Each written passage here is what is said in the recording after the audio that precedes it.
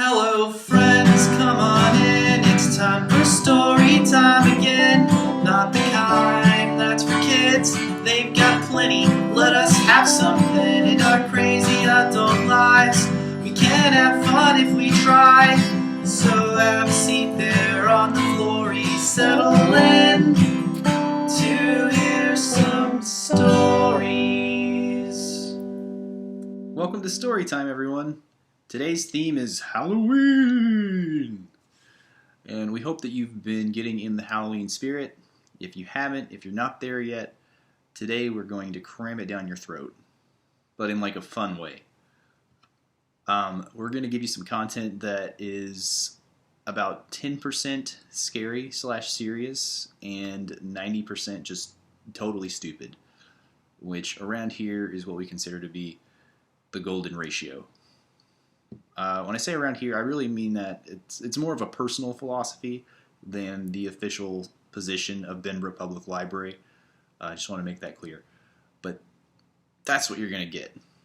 So we're going to start with a short story by who else than Stephen King. It's from his collection of short stories called Night Shift. You can see it right there. Yeah. So, Stephen King has obviously written a bunch of quintessential horror novels. Carrie, The Shining, It, Pet Sematary, Cujo, about a billion others. And they're all great. If you're into horror at all, definitely read those. But for me personally, Night Shift is the first thing I read by Stephen King. And it's what started my love affair with him. The short story format is arguably where he's at his best. If you haven't checked it out, or any of his short story collections, check them out. The man can tell a story. And now this man will attempt to tell one of that man's stories. We're going to read a story from Night Shift called One for the Road. And if you're not into scary stories or scary things in general, feel free to skip ahead. Just skip on past this part of the video. Go straight to the silly stuff. No judgment. No hard feelings. Go for it. We'll see you there. The rest of yous, let's get into the story. One for the Road. It was 10:15, and Herb Tucklander was thinking of closing for the night when the man in the fancy overcoat and the white staring face burst into Tukey's bar, which lies in the northern part of Falmouth. It was the 10th of January, just about the time most folks are learning to live comfortably with all the New Year's resolutions they broke, and there was one hell of a northeaster blowing outside. 6 inches had come down before dark, and it had been going hard and heavy since then. Twice we had seen Billy Larrabee go by high in the cab of the town plow, and the second time, Tukey ran him out of beer. An act of pure charity, my mother would have called it, and my God knows she put down enough of Tukey's beer in her time. Billy told him they were keeping ahead of it on the main road, but the side ones were closed and apt to stay that way until next morning. The radio in Portland was forecasting another foot and a 40-mile-an-hour wind to pile up the drifts. There was just Tukey and me in the bar, listening to the wind howl around the eaves and watching it dance the fire around on the hearth. "Have one for the road, Booth," Tukey says. "I'm going to shut her down." He poured me one and himself one, and that's when the door cracked open and this stranger staggered in, snow up to his shoulders and in his hair, like he had rolled around in confectioner's sugar. The wind billowed a sand-fine sheet of snow in after him. "Close the door!" Tukey roars at him. "Was you born in a barn?" I've never seen a man who looked that scared. He was like a horse that spent an afternoon eating fire nettles. His eyes rolled towards Tukey's and he said, "My wife, my daughter." And he collapsed on the floor in a dead faint. "Holy Joe," Tukey says. "Close the door, Booth, would you?" I went and shut it, and pushing it against the wind was something of a chore. Tukey was down on one knee holding the fellow's head up and patting his cheeks. I got over to him and saw right off that it was nasty.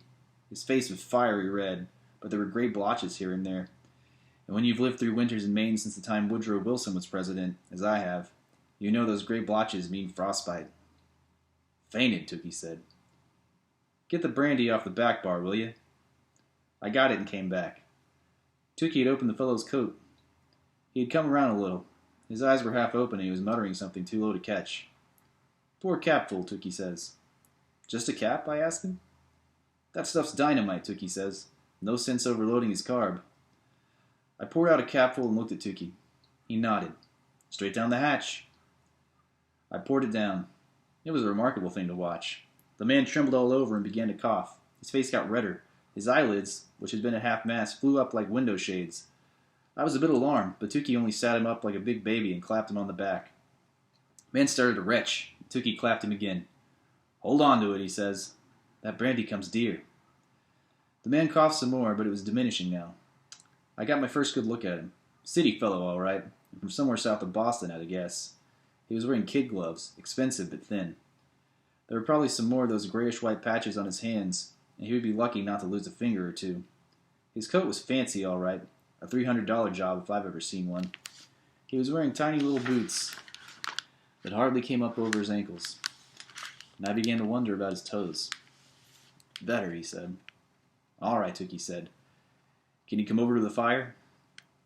My wife and my daughter, he said. They're out there. In the storm. From the way you came in, I didn't figure they were at home watching the TV, Tookie said. You can tell us by the fire as easy as here on the floor. Hook on, Booth. He got to his feet, but a little groan came out of him, and his mouth twisted down in pain. I wondered about his toes again, and I wondered why God felt he had to make fools from New York City who would try driving around in southern Maine at the height of a northeast blizzard. And I wondered if his wife and his little girl were dressed any warmer than him. We hiked him across to the fireplace and got him sat down in a rocker that used to be Mrs. Tookie's favorite until she passed on in '74. It was Mrs. Tookie that was responsible for most of the place, which had been written up in Down East and the Sunday Telegram, and even once in the Sunday supplement of the Boston Globe.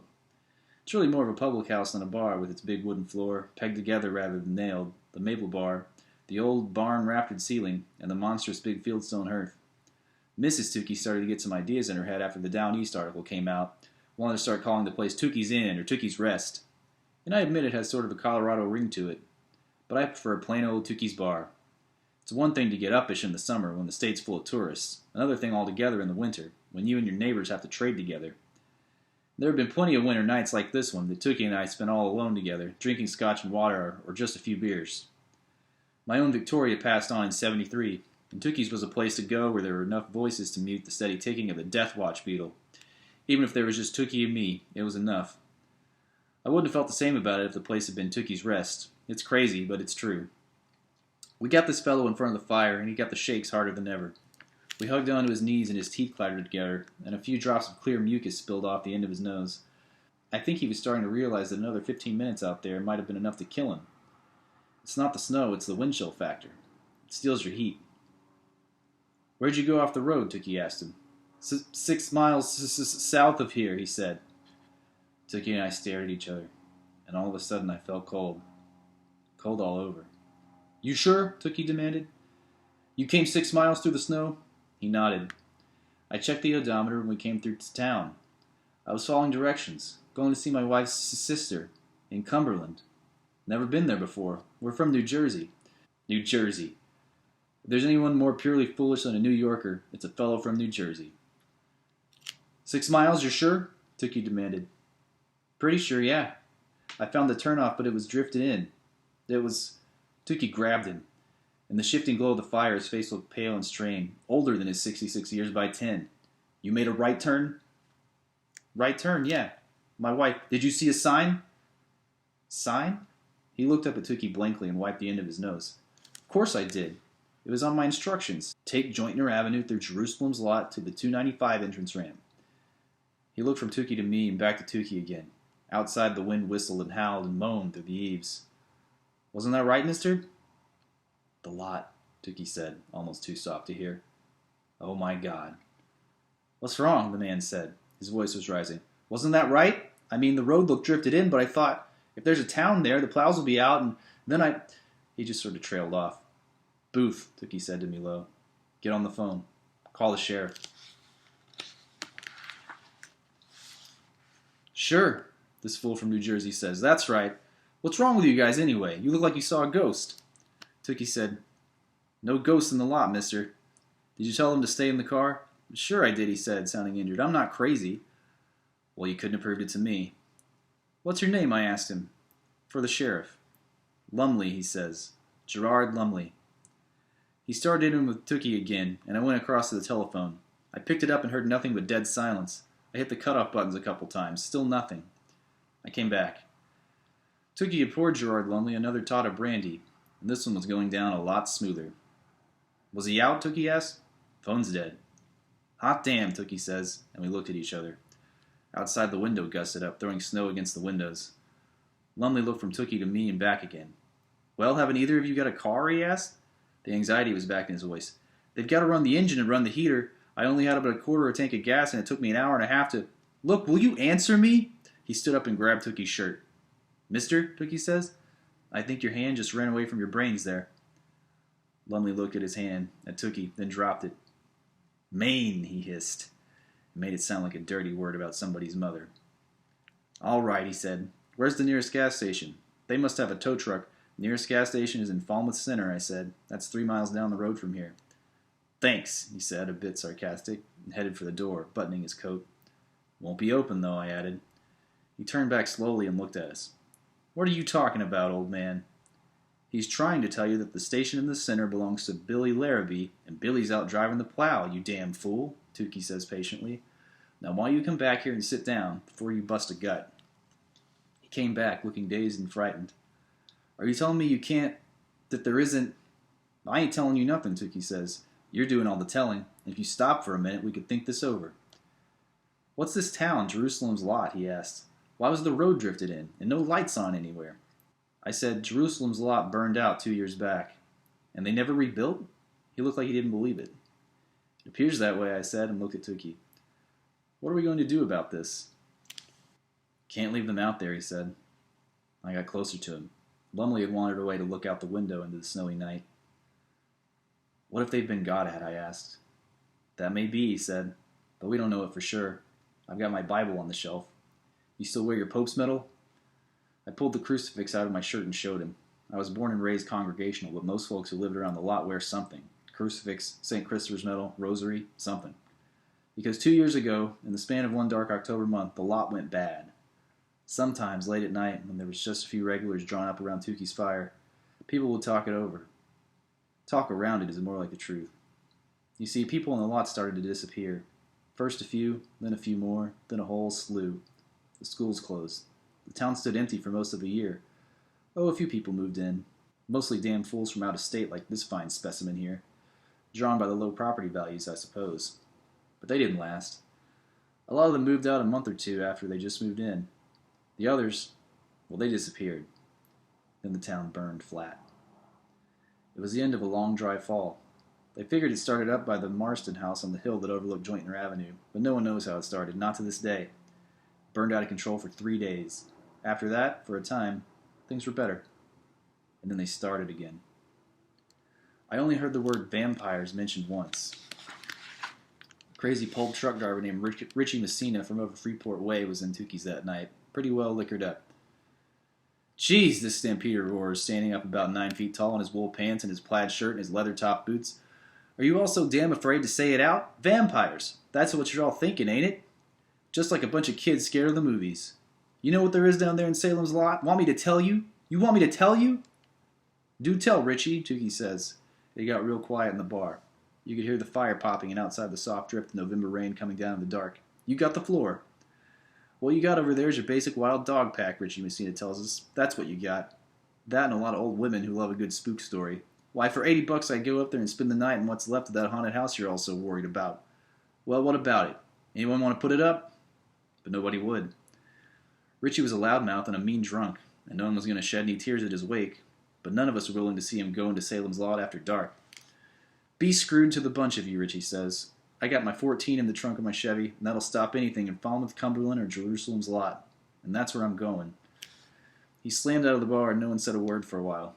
Then Lamont Henry says, real quiet, that's the last time anyone's going to see Richie Messina. Holy God.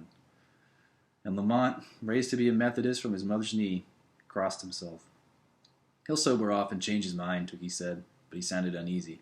He'll be back by closing time, making out it was all a joke. But Lamont had the right of that one, because no one ever saw Richie again.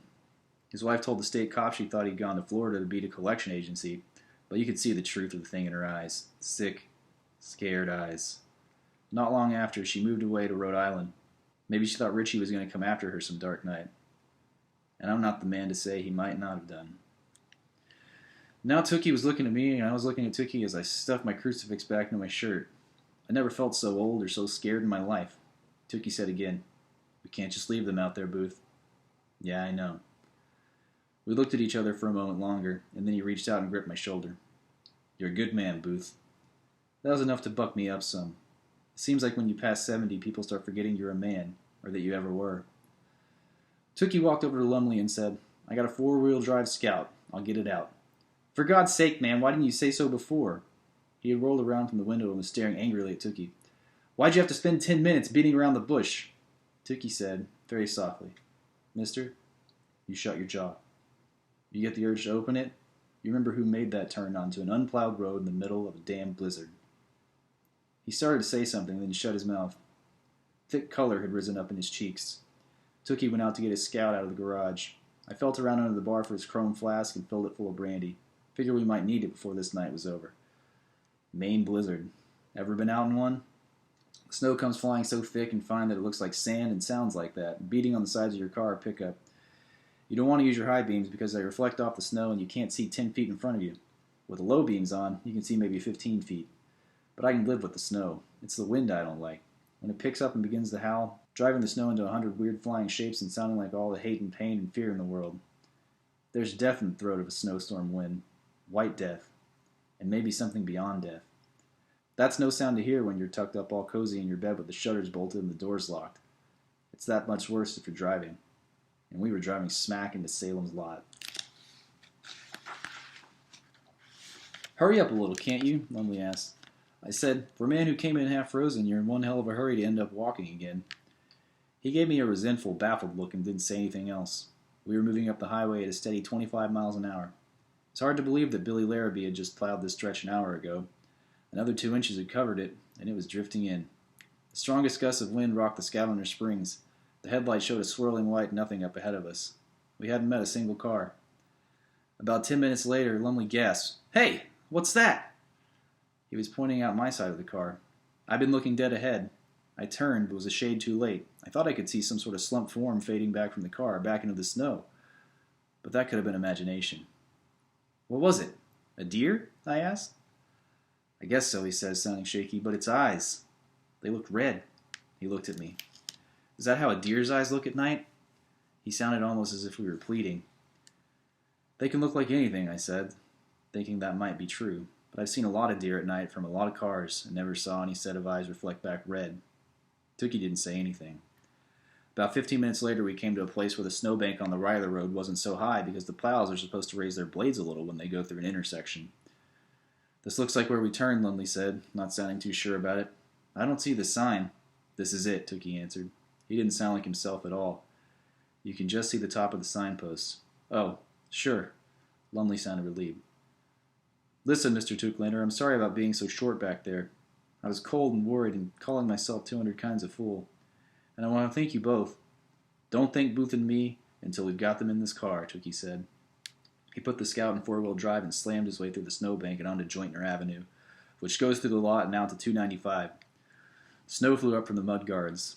The rear end tried to brake a little bit, but Tookie's been driving through snow since Hector was a pup. He jockeyed it a bit, talked to it, and on we went. The headlights picked out the bare indication of other tire tracks from time to time, the ones made by Lumley's car, and then they would disappear again. Lumley was leaning forward looking for his car, and all at once Tookie said, "Mr. Lumley." "What?" He looked around at Tookie. "People around these parts are kind of superstitious about Salem's Lot," Tookie says, sounding easy enough. But I could see the deep lines of strain around his mouth, and the way his eyes kept moving from side to side. "If your people are in the car, why, that's fine. We'll pack them up, go back to my place, and tomorrow, when the storm's over, Billy will be glad to yank your car out of the snowbank." "But if they're not in the car?" "Not in the car," Lumley broke in sharply. "Why wouldn't they be in the car?" "If they're not in the car," Tookie goes on, not answering, "we're going to turn around and drive back to Falmouth Center and whistle for the sheriff. It makes no sense to go wallowing around at night in a snowstorm anyway, does it?" "They'll be in the car. Where else would they be?" I said, "One other thing, Mr. Lumley. If we should see anybody, we're not going to talk to them. Not even if they talk to us. You understand that? Very slowly, Lumley says, just what are these superstitions? Before I could say anything, God alone knows what I would have said, Tookie broke in. We're there. We were coming up on the back end of a big Mercedes. The whole hood of the thing was buried in a snowdrift, and another drift had socked in the whole left side of the car. But the taillights were on, and we could see exhaust drifting out of the tailpipe. They didn't run out of gas anyway, Lumley said. Tookie pulled up and pulled on the Scout's emergency brake. You remember what Booth told you, Lumley? Sure. But he wasn't thinking of anything but his wife and daughter. I don't see how anybody could blame him either. Ready, Booth? Tookie asked me. His eyes held on mine, grim and gray in the dashboard lights. I guess I am, I said. We all got out and the wind grabbed us, throwing snow in our faces. Lumley was first, bending into the wind, his fancy topcoat billowing out behind him like a sail. He cast two shadows, one from Tookie's headlights, the other from his own taillights. I was behind him, and Tookie was a step behind me. When I got to the trunk of the Mercedes, Tookie grabbed me. Let him go, he said. Janie! Francie! Lumley yelled. Everything okay? He pulled open the driver's side door and leaned in. Everything? He froze to a dead stop. The wind ripped the heavy door right out of his hand and pushed it all the way open. Holy God, Booth, Tookie said, just below the scream of the wind. I think it's happened again. Lumley turned back toward us. His face was scared and bewildered, his eyes wide. All of a sudden he lunged toward us through the snow, slipping and almost falling. He brushed me away like I was nothing and grabbed Tookie. How did you know? He roared. Where are they? What the hell's going on here? Tookie broke his grip and shoved past him. He and I looked into the Mercedes together. Warm as toast it was, but it wasn't going to be for much longer. The little amber low-fuel light was glowing. The big car was empty. There was a child's Barbie doll on the passenger's floor mat, and a child's ski parka was crumpled over the seat back. Tookie put his hands over his face, and then he was gone. Lumley had grabbed him and shoved him right back into the snowbank. His face was pale and wild. His mouth was working as if he had chewed down on some bitter stuff and couldn't yet unpucker enough to spit it out. He reached in and grabbed the parka. Francie's coat? He kind of whispered, and then loud, bellowing, Francie's coat! He turned around, holding it in front of him by the little fur-trimmed hood. He looked at me, blank and unbelieving. She can't be out without her coat on, Mr. Booth. Why, she'll freeze to death. Mr. Lumley. He blundered past me, still holding the parka, shouting, Francie! Janie, where are you? Where are you? I gave Tookie my hand and pulled him onto his feet. Are you all... Never mind me, he says. We've got to get a hold of him, Booth. We went after him as fast as we could, which wasn't very fast with the snow hip deep in some places, but then he stopped and we caught up to him. Mr. Lumley, Tookie started, laying a hand on his shoulder. This way, Lumley said. This is the way they went. Look. We looked down. We were in a kind of dip here, and most of the wind went right over our heads, and you could see two sets of tracks, one large and one small, just filling up with snow. If we had been 5 minutes later, they would have been gone. He started to walk away, his head down, and Tookie grabbed him back. No! No, Lumley! Lumley turned his wild face up to Tookie's and made a fist. He drew it back, but something in Tookie's face made him falter. He looked from Tookie to me and then back again. She'll freeze, he said, as if we were a couple of stupid kids. Don't you get it? She doesn't have her jacket on and she's only 7 years old. They could be anywhere, Tookie said. You can't follow those tracks. They'll be gone in the next drift. What do you suggest? Lumley yells, his voice high and hysterical. If we go back to get the police, she'll freeze to death. Francie and my wife. They may be frozen already, Tookie said. His eyes caught Lumley's. Frozen or something worse. What do you mean? Lumley whispered. Get it straight, damn it. Tell me. Mr. Lumley, Tookie says. There's something in the lot. But I was the one who came out with it finally. Said the word I never expected to say. Vampires, Mr. Lumley. Jerusalem's lot is full of vampires. I expect that's hard for you to swallow. He was staring at me as if I'd gone green. Loonies, he whispers. You're a couple of loonies. Then he turned away, cupped his hands around his mouth, and bellowed, Francie! Janie! He started floundering off again. The snow was up to the hem of his fancy coat. I looked at Tookie. What do we do now? Follow him, Tookie says. His hair was plastered with snow, and he did look a little bit loony. I can't just leave him out here, Booth. Can you? No, I says. Guess not. So we started to wade through the snow after Lumley as best we could. But he kept getting further and further ahead. He had his youth to spend, you see. He was breaking the trail, going through the snow like a bull. My arthritis began to bother me something terrible, and I started to look down at my legs, telling myself, a little further, just a little further. Keep going, damn it, keep going. I piled right into Tukey, who was standing spread-legged in a drift. His head was hanging and both of his hands were pressed to his chest. Tukey, I says, you okay? I'm all right, he said, taking his hands away. We'll stick with him, Booth, and when he tires out, he'll see reason. We topped a rise, and there was Lumley at the bottom looking desperately for more tracks. Poor man, there wasn't a chance he was going to find them. The wind blew straight across down there where he was, and any tracks would have been rubbed out 3 minutes after they was made, let alone a couple of hours. He raised his head and screamed into the night, Francie! Janie, for God's sake! And you could hear the desperation in his voice, the terror, and pity him for it. The only answer he got was the freight train wail of the wind. It almost seemed to be laughing at him, saying, I took them, Mr. New Jersey, with your fancy car and camel's hair topcoat. I took them, and I've rubbed out their tracks, and by morning I'll have them just as neat and frozen as 2 strawberries in a deep freeze. Lumley! Tukey bawled over the wind. Listen! You never mind vampires or boogies or nothing like that, but you mind this. You're just making it worse for them. We gotta get the... And then there was an answer. A voice coming out of the dark, like little tinkling silver bells, and my heart turned cold as ice in a cistern. Jerry! Jerry, is that you? Lumley wheeled at the sound, and then she came, drifting out of the dark shadows of a little copse of trees like a ghost.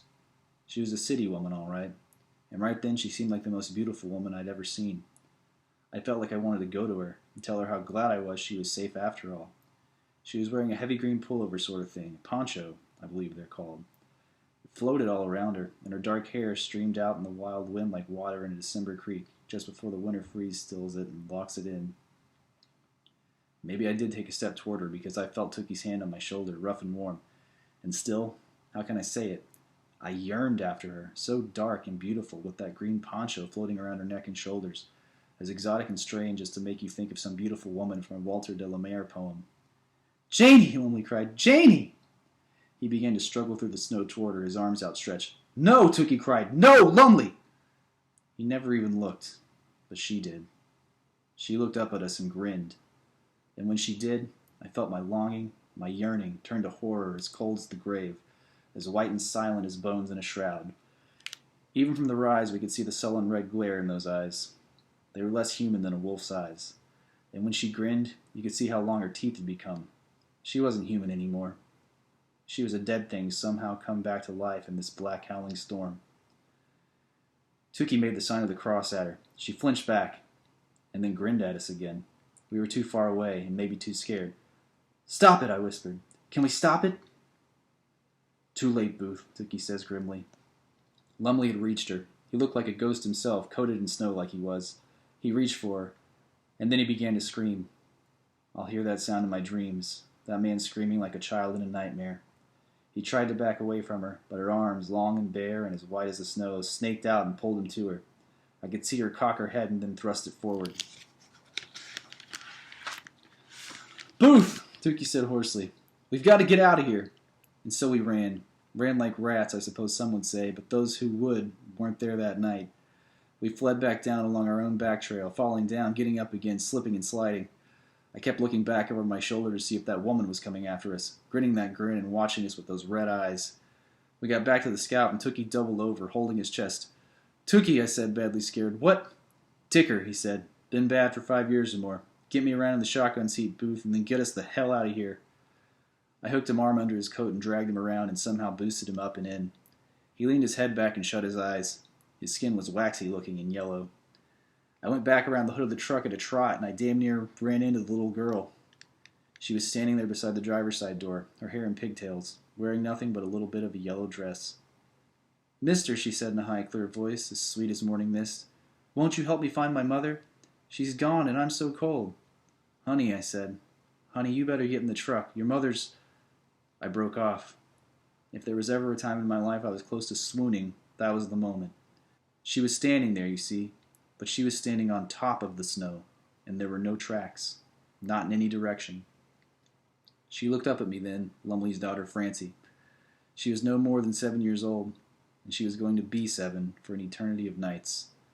Her little face was a ghastly corpse white, her eyes a red and silver that you could fall into, and below her jaw I could see 2 small punctures like pinpricks, their edges horribly mangled. She held out her arms at me and smiled. "Pick me up, mister," she said softly. "I want to give you a kiss. Then you can take me to Mommy." I didn't want to, but there was nothing I could do. I was leaning forward, my arms outstretched. I could see her mouth opening. I could see the little fangs inside the pink ring of her lips.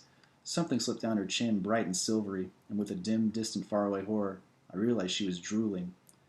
Her small hands clasped themselves around my neck, and I was thinking, well, maybe it won't be so bad. Not so bad. Maybe it won't be so awful after a while.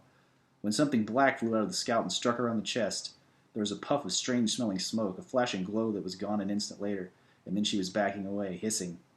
Her face was twisted into a vulpine mask of rage, hate, and pain. She turned sideways, and then she was gone. One moment she was there, and the next there was a twisting knot of snow that looked a little bit like a human shape. Then the wind tattered it away across the fields. "Booth," Tukey whispered. "Be quick now." And I was, but not so quick that I didn't have time to pick up what he had thrown at that little girl from hell. His mother's Douay Bible. That was some time ago. I'm a sight older now, and I was no chicken then. Herb Tucklander passed on 2 years ago. He went peaceful, in the night. The bar is still there. Some man and his wife from Waterville bought it. Nice people, and they've kept it pretty much the same. But I don't go by much. It's different somehow with Tukey gone. Things in the lot go on pretty much as they always have. The sheriff found that fellow Lumley's car the next day, out of gas, the battery dead. Neither Tukey nor I said anything about it. What would have been the point? And every now and then a hitchhiker or a camper will disappear around there someplace, up on Schoolyard Hill or out near the Harmony Hill Cemetery. They'll turn up the fellow's pack-sack or a paperback book all swollen and bleached out by the rain or snow or some such, but never the people. I still have bad dreams about that stormy night we went out there. Not about the woman so much as the little girl, and the way she smiled when she held her arms up so I could pick her up. So she could give me a kiss. But I'm an old man, and the time comes soon when dreams are done. You may have an occasion to be traveling in southern Maine yourself one of these days. Pretty part of the countryside. You may even stop by Tukey's bar for a drink. Nice place. They kept the name just the same. So have your drink, and then my advice to you is to keep right on moving north. Whatever you do, don't go up that road to Jerusalem's lot, especially not after dark. There's a little girl somewhere out there, and I think she's still waiting for a goodnight kiss. So when we were figuring out what song we wanted to do for this, I Will Survive came to mind as something that would lend itself pretty well to a horror-y type parody. So that's what we went with. Turned it into a story of surviving the zombie apocalypse. But kind of midway through creating it, it took an unexpected turn I didn't see coming, and ended up being heavily influenced by the Christmas classic film Home Alone. So you'll see what I mean. And by the way, it's not the Gloria Gaynor I Will Survive. It is in the style of Cake's cover, the band Cake, their cover of I Will Survive. So if you haven't heard that, maybe listen to it first, give you an idea of what I was going for, and maybe make this version, this style of the song make a little more sense. Enjoy. At first I was afraid, I was petrified. Kept thinking I could never be a zombie apocalypse guy. But then I watched so many films that showed folks handling it wrong. I grew strong, I learned how to get along, and now they're here, they're at my place. They shamble in to chew my ear and take a bite out of my face. I would have invested in a lock or a door stronger than a screen if I'd have thought for just 1 second that they'd come to bother me. Oh, now run out the back door, don't turn around. Now I can't live here anymore. Won't it take care of them if I set the place on fire? Wait, I think that's witches, or actually that's vampires. Oh well, guys, I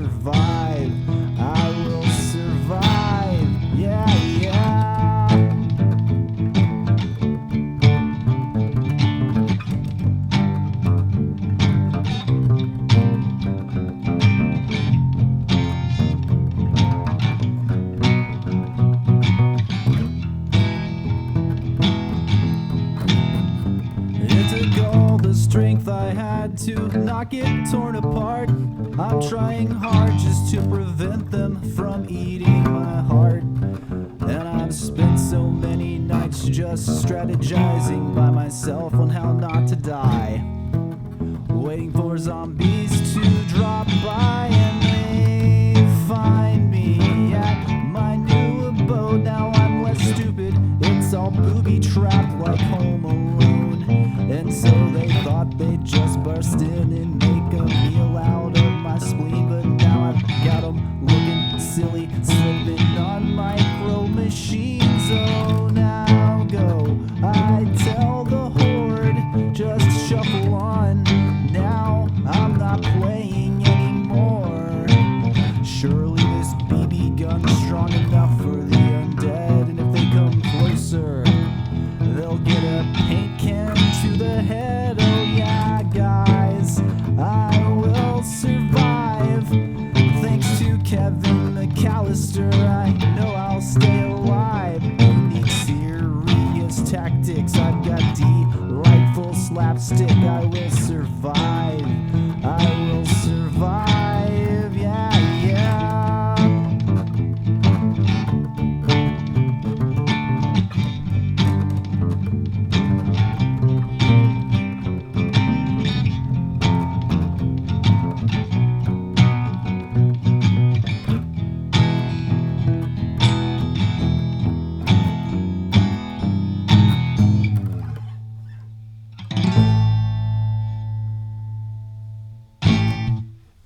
This next segment is called Fun Size Book Reviews, and it does feature really short, miniature-sized reviews of books, but really it was just an excuse for Sarah and I to eat just truly inadvisable amounts of candy. Check it out. Bird Box by Josh Ballerman. What's scarier than a monster you can't see? Anything, some would say. But the unknown does create its own brand of terror. The concept is killer, but the execution is not quite killer. Wounder? Hurter? Rating? 3 out of 5 Crunch Bars.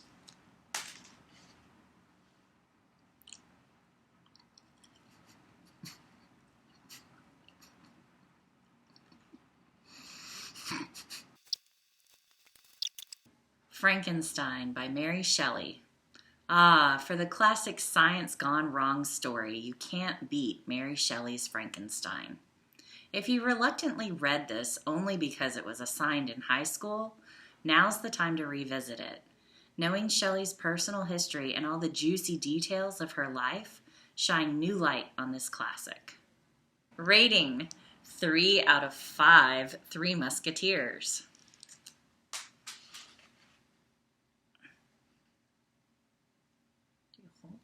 Candies at once. Three Musketeers. 3 threes.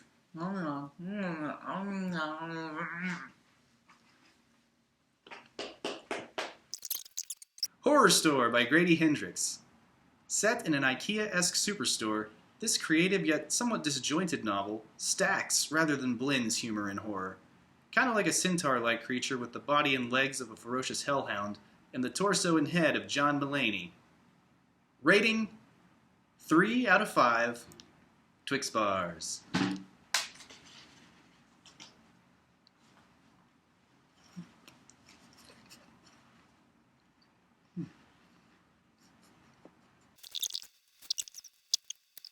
Lacrimosa by Sylvia Moreno Garcia.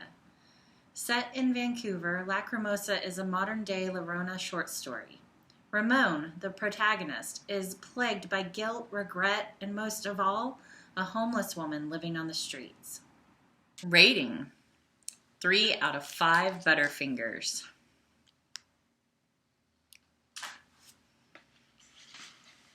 1, 2, 3. Delicious. It by Stephen King. Pennywise will dance on your nerves as you float on childhood nostalgia. It's a horror masterwork, but you're forgiven for passing if you think 1,200-page novels ain't it, Chief. Rating: 4 out of 5 Milky Ways.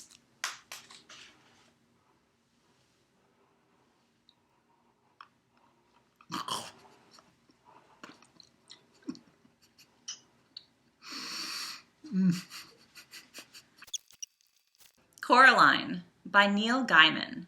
This short novel is supposed to be for children ages 8 to 12, but it's super creepy. It won the Bram Stoker Award in 2002, and for good reason.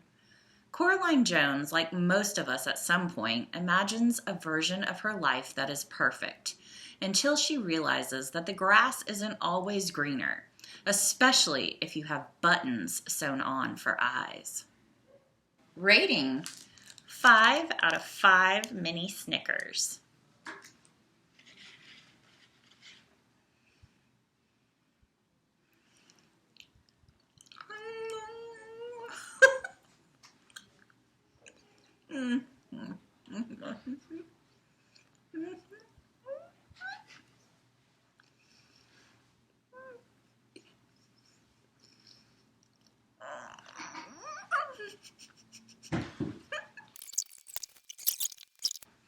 I'm gonna be okay. Silence of the Lambs by Thomas Harris. A tasty read filled with dark psyche exploration, case-solving action, and iconic characters.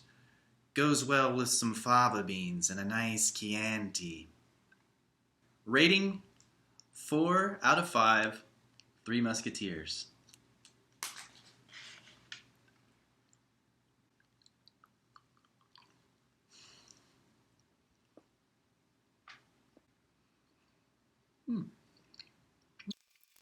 The Landlady by Roald Dahl. This short story has a classic, creepy Roald Dahl ending.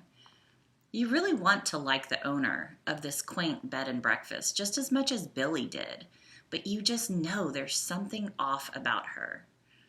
This quick read will leave you thinking much differently about Airbnb in the future. Rating: 5 out of 5 mini Milky Ways.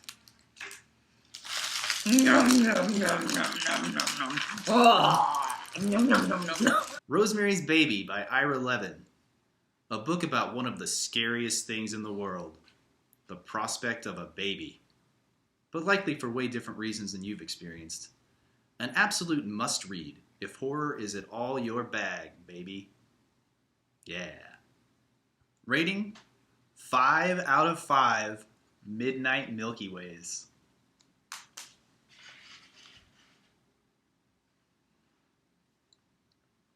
Oh.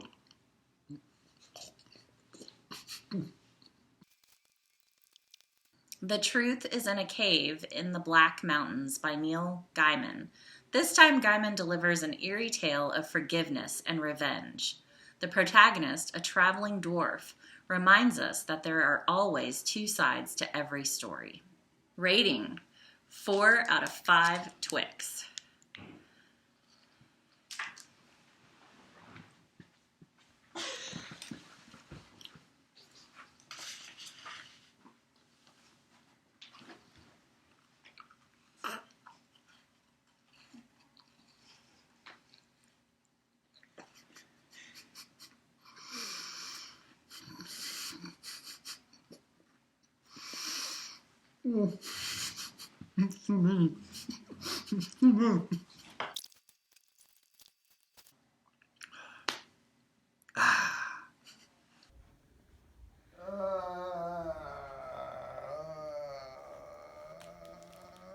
What's wrong? Candy? No more candy. I think that's what he said. We hope you enjoyed that reckless display of candy eating, but we caution you. Please, don't try it at home. Speaking of candy, this past week on our Facebook page, we held a competition to answer a very important Halloween question. What is the best candy? Or at least, what's the most popular candy in Benbrook? The winner of the competition, as I predicted, was Reese's Peanut Butter Cups. And 17 others of you also accurately predicted that result. We told you that if you correctly predicted the winner, that you'd have a chance to win a prize. That prize would be an assortment of Reese's Peanut Butter Cups, as well as a prize package of gift cards to some businesses around Benbrook. And the winner, determined by random drawing, or more accurately, a random number generator, was Anna. And and that's the only name she gave us. No last name. First name Anna, has a Hotmail email address. If that's you, reach out to us on Facebook, and we can make arrangements for you to claim your prize back. On the off chance that you're not watching this, we may reach out to you in a few days. But hopefully you're watching, you're excited, and you reach out to us. And congrats. And thanks to everybody who voted in the candy competition. Sorry if your favorite didn't win, but I think we can all agree that we can be happy that candy corn didn't come anywhere close to winning. As we all know, it's not really Halloween unless the monster mash is prominently involved. We knew we wanted to include it somehow, and Sarah had the brilliant idea to make it mashed potato focused. We love mashed potatoes. Who doesn't love mashed potatoes? So she wrote the most mashed potato-centric monster story you'll ever hear, at least today. And we present it to you now on the flannel board. It was Halloween night, and perfect weather for a socially distanced monster hangout. The mad scientist, Bill, was hanging balloons and a party banner. It had been months since he had seen his friends anywhere other than Gloom, which was a knockoff video chat program he created that was somehow even more depressing than Zoom. He was looking forward to catching up in person. The music was bumping, and the food was ready. They were having mashed potatoes, which, as everyone knows, are a staple at Monster Mashes, candy, raspberry cake, and brain hors d'oeuvres for Zombie. Wolfman arrived first. He was in such a rush. He was panting and forgot his shirt and shoes.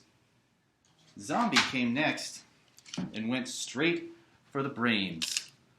His perfect dish, and perfect for his new keto lifestyle.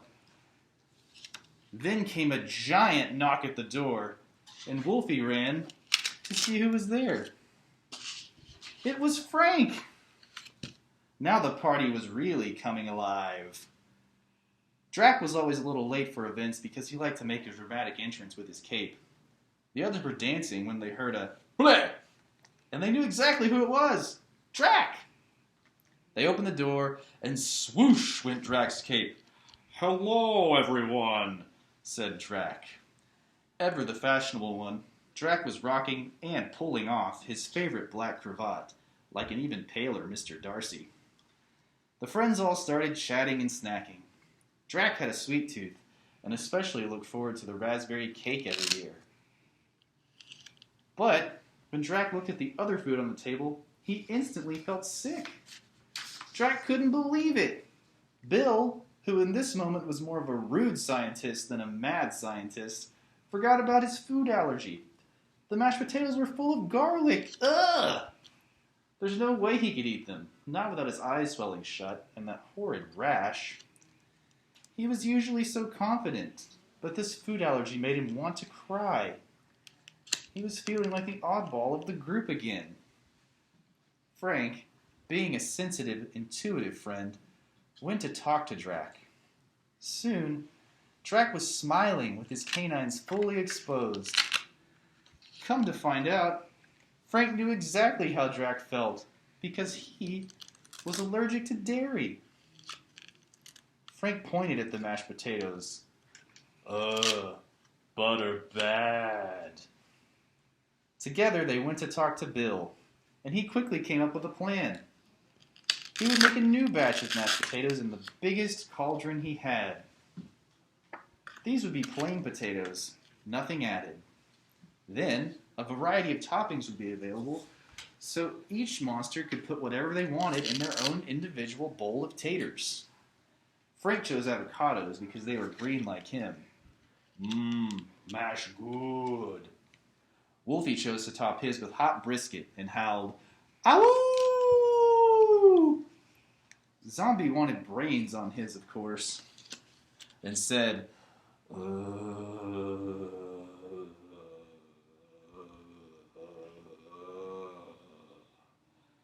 Drac sprinkled bacon and a dash of pepper on his heaping bowl of mashed potatoes.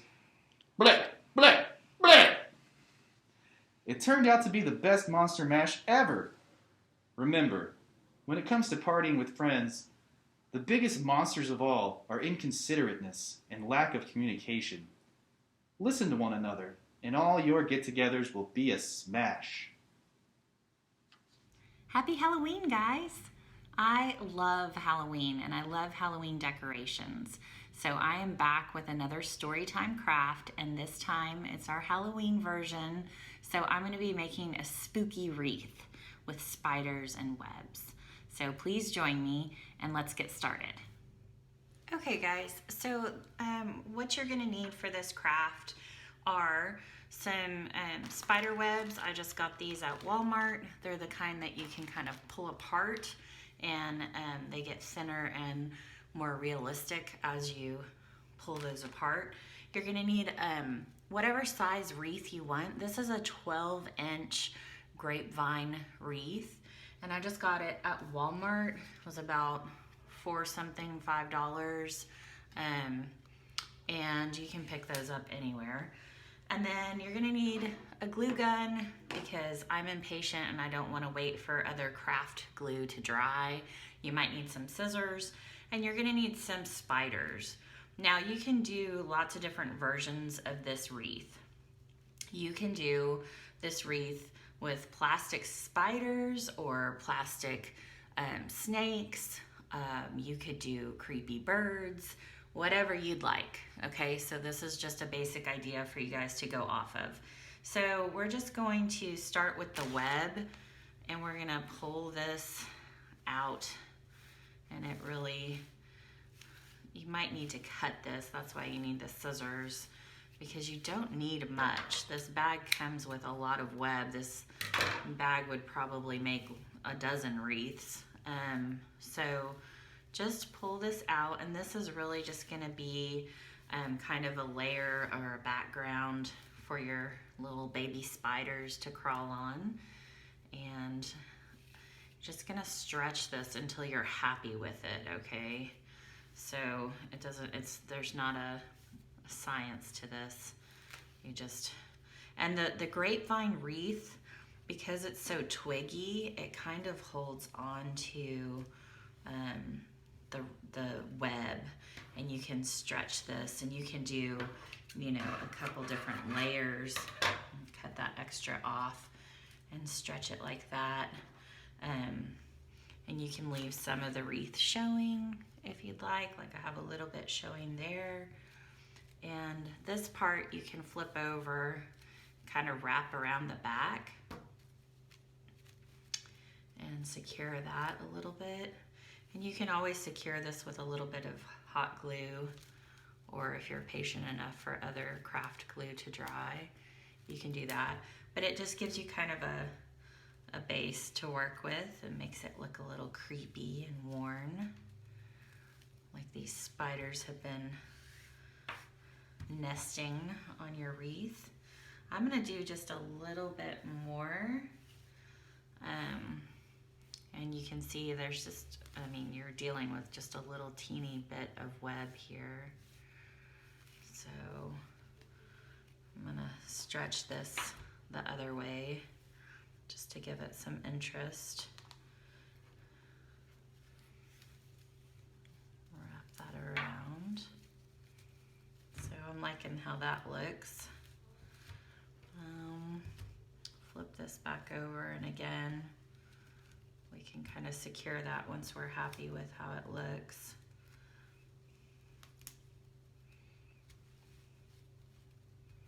It doesn't really matter how the back looks, but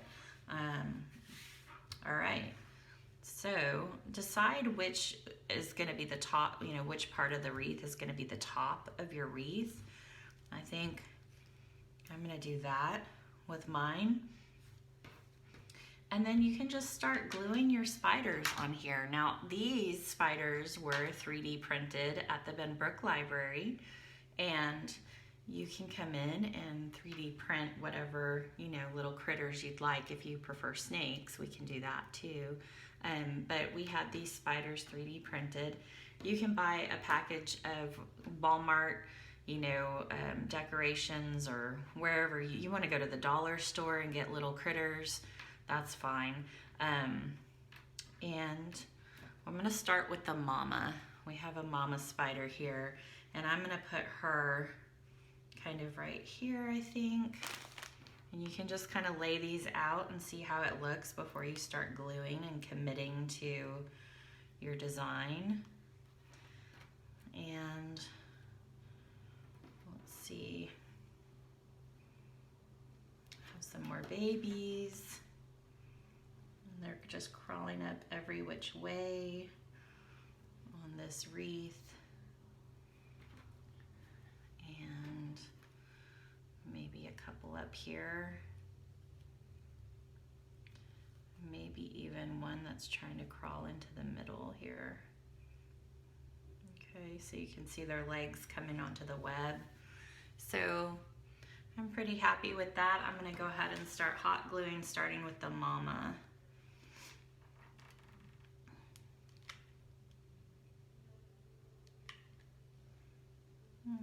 Just put her like at an angle here. Not perfectly centered, but that's kind of how I want it.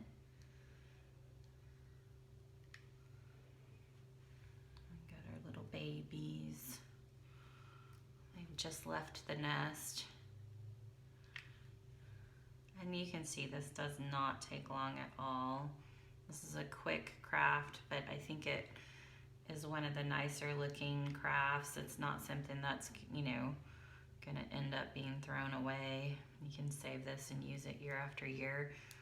You can also change it up, you know, if you wanted to cut the web off. These spiders are mostly glued to the web, and you could probably just pop them off and change it out. But for a $5 wreath, you know, this with the web and the critters, this was probably maybe a $7 wreath. And I just used the 12-inch wreath because it's not going to go on my front door. It's going to go inside the house. So I felt like I could use a smaller wreath. If I was going to put it on my front door, I might use a bigger wreath. But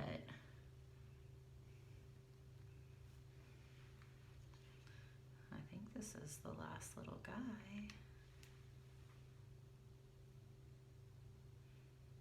Oh, wait, did I glue him down? I did.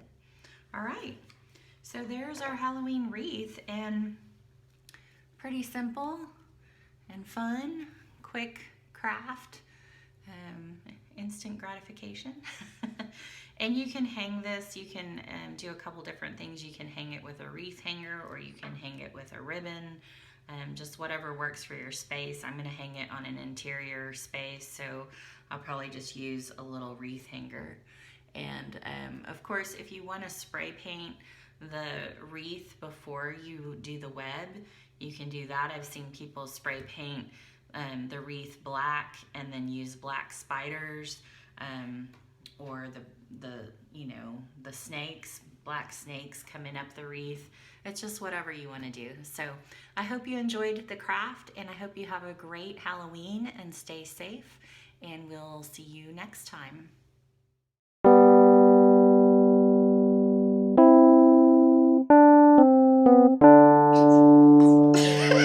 Horror Store! Lacrimosa by Sylvia Marina Garcia.